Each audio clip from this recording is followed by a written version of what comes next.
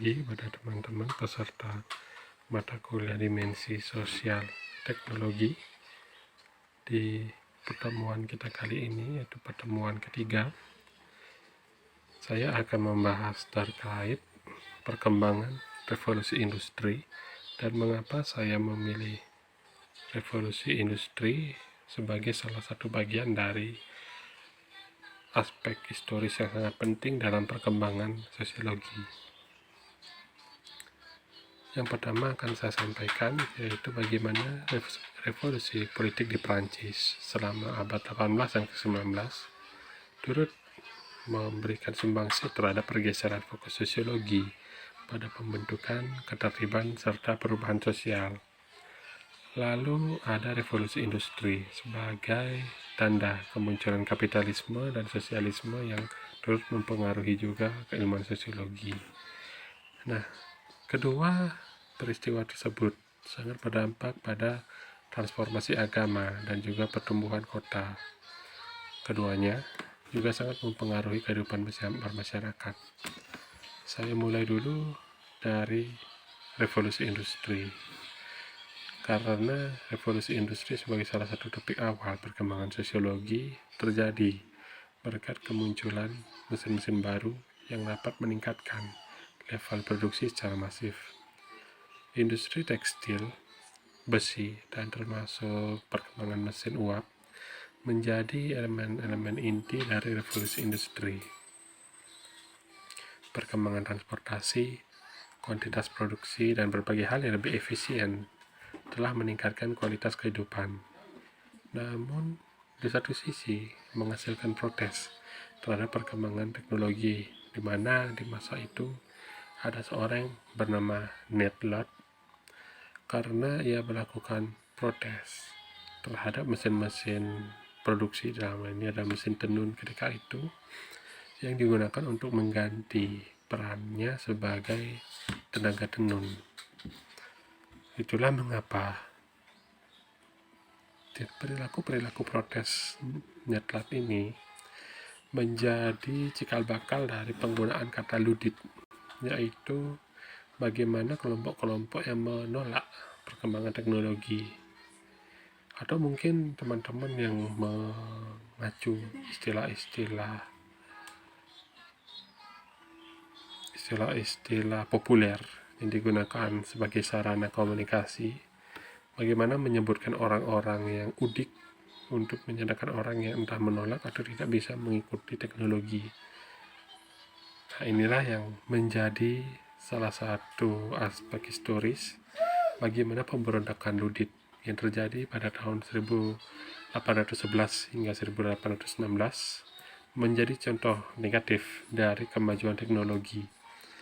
Bagaimana seorang Needlot ini sebagai seorang bagian dari kelompok penjahit dan penenun tradisional di Inggris masa itu melakukan pemberontakan sebagai respon terhadap banyaknya pabrik tekstil yang akhirnya menggunakan mesin tenun. Itulah mengapa kata ludit ini digunakan di negara-negara yang berbahasa Inggris untuk menyebut orang-orang yang kolot dan tidak mau beradaptasi dengan kemajuan teknologi. Inilah mengapa contoh ludit adalah salah satu konsekuensi sosial dari penerapan mesin ataupun teknologi di masa revolusi industri. Dan itulah mengapa melihat historis dari revolusi industri tidak bisa merupakan dari aspek sosialnya. Keilmuan sosiologi tentunya tidak muncul begitu saja, dan kita harus melihat relasi sebab akibat yang terjadi seiring dengan perkembangan ilmu pengetahuan manusia. Ilmu pengetahuan tentang masyarakat sudah ada sejak beberapa abad yang lalu sebelum istilah teknik sosiologi itu ditemukan. Nah, kita akan melihat aspek historis dari perkembangan sosiologi dari sejak pembuktian dari seorang Plato dan Aristoteles, yaitu seorang filsuf besar di zaman Yunani kuno, menuliskan buku bagaimana menciptakan masyarakat yang adil dan bahagia. Lalu juga ada Ibnu Khaldun, seorang cendekiawan dari timur, juga menuliskan persoalan integrasi sosial serta peradaban manusia di abad ke-14. Ketiga tokoh tersebut menjadi tokoh-tokoh yang mempunyai produk-produk intelektual yang sangat relevan dengan keilmuan sosiologi, meskipun di zamannya kata sosiologi itu belum muncul. Inilah mengapa berakar dari pemikiran para filsuf besar tadi, sosiologi berhasil melepaskan diri dan berkembang dengan caranya sendiri. Meskipun demikian, istilah sosiologi baru diciptakan oleh seorang Auguste Comte, yaitu seorang filsuf Prancis, dalam bukunya Cours de Philosophie Positive, di mana buku ini dituliskan pada tahun 1838. Comte meyakini bahwa penemuan hukum yang mengontrol kehidupan sosial manusia bisa dilakukan dengan analisis ilmiah. Dari pemikiran Comte ini juga muncul konsep positivisme terhadap sosiologi, karena positivisme ini dianggap sebagai sebuah cara untuk memahami dunia sosial berdasarkan fakta ilmiah. Positif yang dianggap dalam pemikiran Comte ini adalah sebuah pemikiran yang rasional, empiris, dan dapat diteliti dengan hukum ilmiah lain. Inilah mengapa sosiologi disebut oleh Comte sebagai fisika sosial. Pasca Comte sendiri, sosiologi juga mulai berkembang pada abad ke-20.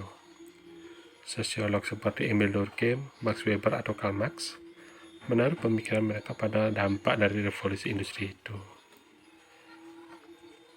Mereka menggunakan contoh-contoh masyarakat Prancis, Jerman, dan Inggris di masa awal abad ke-20 itu, dan mereka juga meneliti bagaimana dampak revolusi industri terhadap perubahan sosial. Dan dari perubahan-perubahan sosial yang sebagai dampak dari revolusi industri itu, mulailah muncul bagaimana teori-teori kelas dari Karl Marx, bagaimana gejala sosial yang dijelaskan oleh Emile Durkheim, hingga teori-teori tentang birokrasi yang dikeluarkan juga oleh Max Weber. Disinilah keilmuan sosiologi mulai berkembang. Bagaimana dampak dari revolusi industri tersebut diperlakukan layaknya fakta sosial atau gejala sosial. Pada akhirnya, sosiologi menjadi ilmu yang empiris berdasarkan data dan observasi. Dan akhirnya, sebagaimana kita juga bisa menikmati keilmuan sosiologi ini, Anda sebagai mahasiswa yang tentunya menuntut ilmu, dan juga bagaimana para dosen sebagai juga akademisi dan tentunya civitas akademika yang menggunakan keilmuan sosiologi, pada akhirnya cukup perlunya berterima kasih kepada mereka. Dan pada akhirnya bagaimana pemikiran-pemikiran mereka kita jadikan sebagai sebuah landasan untuk menggunakan keilmuan sosiologi ini sebagai sebuah ilmu pengetahuan yang bersifat ilmiah.